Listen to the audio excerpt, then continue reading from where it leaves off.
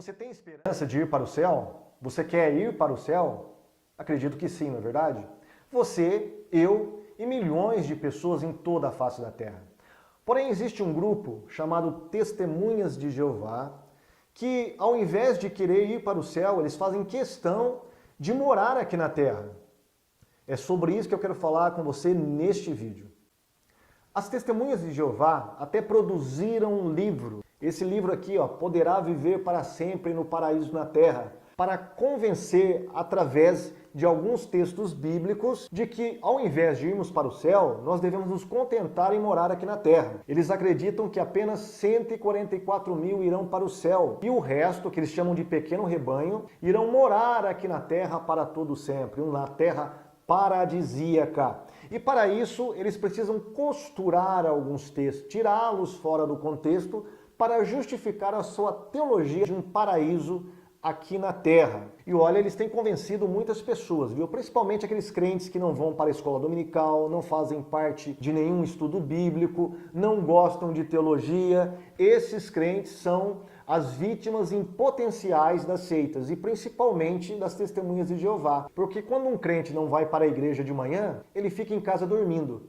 E quem que passa de manhã na sua casa às 8, 9 horas da manhã? Isso mesmo, as Testemunhas de Jeová. E elas vão encontrar um crente despreparado e quando elas soltarem a artilharia de versículos bíblicos que elas possuem, esse crente despreparado vai engolir esses versículos como se fosse a verdade. Então você precisa se preparar, você precisa aprender o que você crê, você precisa aprender apologética também. E para isso nós estamos aqui.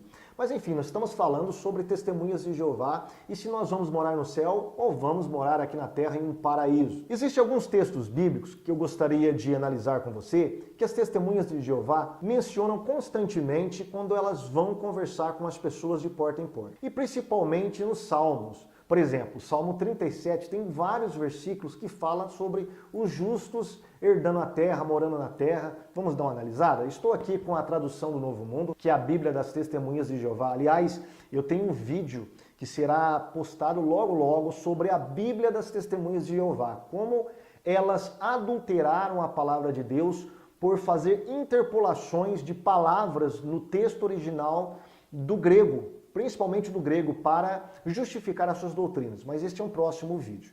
Mas vamos lá. Salmo 37, no versículo 9, está escrito: Pois os próprios malfeitores serão decepados, mas os que esperam em Jeová são os que possuirão a terra.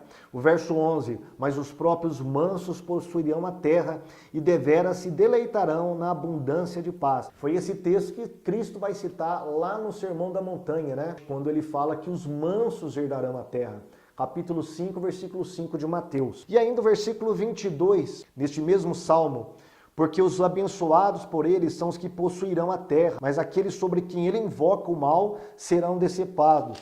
Versículo 29, os próprios justos possuirão a terra e residirão sobre ela para todo sempre. Ainda nós temos o Salmo 115, o Salmo 25, que fala sobre herdar a terra prometida. Portanto, quando uma Testemunha de Jeová cita esses salmos para as pessoas, geralmente aqueles crentes que não conhecem a palavra de Deus, pode à primeira vista impressionar. Olha, de fato, aqui a Bíblia está falando que os justos herdarão a terra. E uma pessoa cristã se sentirá numa posição de justo. Então a terra é para ela. Mas será que é isso que o salmista está dizendo? É importante verificar dentro do contexto, não só o contexto literário, mas o contexto mais lato, por exemplo, o contexto histórico, contexto político, contexto econômico da época, para nós chegarmos a uma exegese um pouco melhor, de qualidade. Muito bem, aqui na Bíblia da tradução do Novo Mundo, diz que esse salmo é de Davi. E de fato é um salmo davídico. Agora, o que Davi queria dizer quando ele mencionou aqui que os justos herdarão? Será que ele está falando do planeta Terra?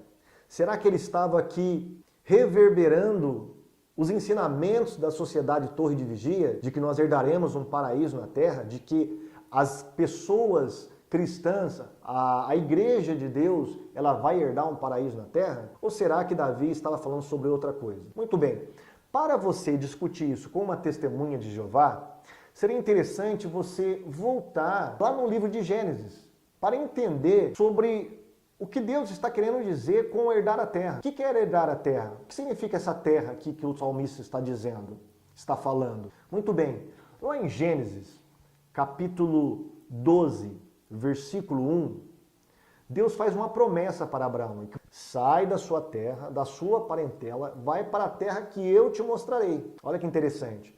O versículo 5, ainda do capítulo 12, fala que Abraão saiu com toda a sua gente e foi para a terra de Canaã. A terra de Canaã, portanto, é a terra da qual Deus tinha prometido para Abraão e para a sua descendência, o povo de Israel. E você vai entender já já o que eu quero dizer, aonde eu quero chegar com isso, para tentar te explicar o porquê o salmista Davi mencionou aqui que os justos herdarão a terra. Abraão gerou um grande povo, ele deu origem a 12 patriarcas, esses 12 patriarcas deram origem a um povo imenso, que durante 400 anos ficaram cativos no Egito. Deus levanta um homem chamado Moisés. Esse homem é um libertador, liberta o povo de Israel e conduz esse povo pelo deserto até a terra prometida, mas ele não entra na terra prometida. O seu sucessor Josué é que faz as vezes de Moisés. Ele então conduz o povo até a terra prometida para possuir aquela herança que nós lemos, né, ou que está escrito aqui no capítulo 12 de Gênesis, que Deus tinha prometido a Abraão. Mas olha que interessante, vamos dar uma lida na própria tradução do Novo Mundo, o que está escrito em Josué capítulo 13, a partir do verso 1. Ora, Josué era idoso e avançado em anos. Portanto, Jeová lhe disse, tu mesmo ficaste idoso e avançado em anos. Em uma parte muito grande ainda resta de se tomar posse do país. Esta é a terra que ainda resta, todas as regiões dos filisteus e de todos os jesuritas, desde o braço do Nilo, que está defronte do Egito, para cima, até a fronteira de Ecrom, ao norte, e aí ele vai falando toda a região geográfica da qual o povo de Israel ainda não tinha conquistado. Muito bem, Josué morre e nós entramos na época dos juízes. A época dos juízes é uma época de caos, onde não há liderança alguma. E há um círculo vicioso durante 200 anos. O povo peca, cai em pecado, Deus permite que os seus inimigos tornem esse povo cativo, eles clamam ao Senhor, Deus levanta um libertador, um juiz, esse juiz liberta o povo, eles têm bonança, caem em pecado novamente, é cativo, eles clamam novamente, Deus levanta outro juiz e por aí vai. Durante 200 anos isso. E olha o que está escrito no capítulo 2 de Juízes. Vamos avançar um pouquinho. Se você tiver a sua Bíblia aí, pode acompanhar comigo, ok?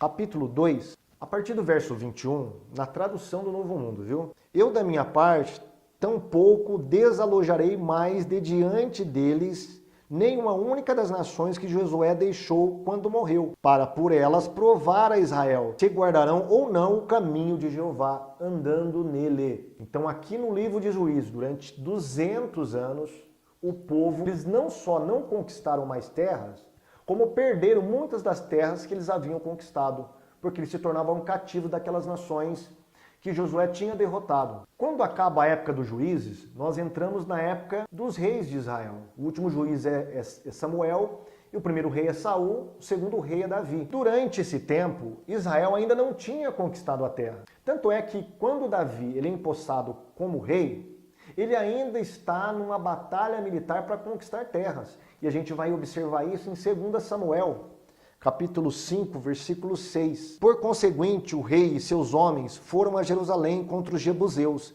que habitavam no país. E estes começaram a dizer a Davi, aqui não entrarás, mas os cegos e os coxos hão de repelir-te. Pensando, Davi não entrará aqui. Todavia, Davi passou a capturar a fortaleza de Sião, isto é, a cidade de Davi. Percebeu? Davi ainda estava numa operação militar para conquistar terra. E quando ele tomou posse como rei, ele criou um exército particular, no qual esse exército começou a guerrear contra outras nações, das quais ficaram lá aquela herança de Josué. Uma dessas terras aqui foi para o lado sul, que era Jerusalém. E ele conquista dos jebuseus a cidade, toda a região. É dentro desse contexto que eu quero que você entenda que Davi escreve o seu salmo, principalmente o Salmo 37, falando que os justos herdarão a terra, que os justos habitarão na terra, que os mansos herdarão a terra. Aqui não está falando do planeta Terra, está falando da terra de Israel. Portanto, é uma promessa de um judeu falando para judeus. Não tem nada a ver com uma teologia jeovista de que nós herdaremos a terra. Portanto, quando você conversar com uma testemunha de Jeová, você pode citar o que eu citei aqui para você, para ela, tá? Faz uma análise contextual e mostra para ela que os Salmos está falando de uma promessa que Deus fez a Abraão lá atrás. Não diz respeito à igreja. A igreja tem uma outra promessa, muito superior à promessa que Deus fez para Abraão. A promessa da igreja é uma promessa celestial. E é sobre isso que eu gostaria de falar com você no próximo vídeo. Por quê? Porque num próximo vídeo eu quero tratar sobre os 144 mil e a grande multidão. Porque as testemunhas de Jeová falam que apenas os 144 mil que herdarão o céu, mas a grande multidão vai herdar a terra. Então nós vamos fazer uma análise nesse livro, no livro do Apocalipse, em outros textos da Bíblia, para ver se realmente é isso que a Bíblia ensina, tá ok? Mas por enquanto, somente para te ensinar como dialogar com uma testemunha de Jeová quando ela citar salmos para você, dizendo que os mansos herdarão a terra. E a propósito, no capítulo 5, versículo 5 de Mateus, Jesus fala de céu também, não só da terra. Por quê? Porque o público-alvo de Jesus eram os judeus.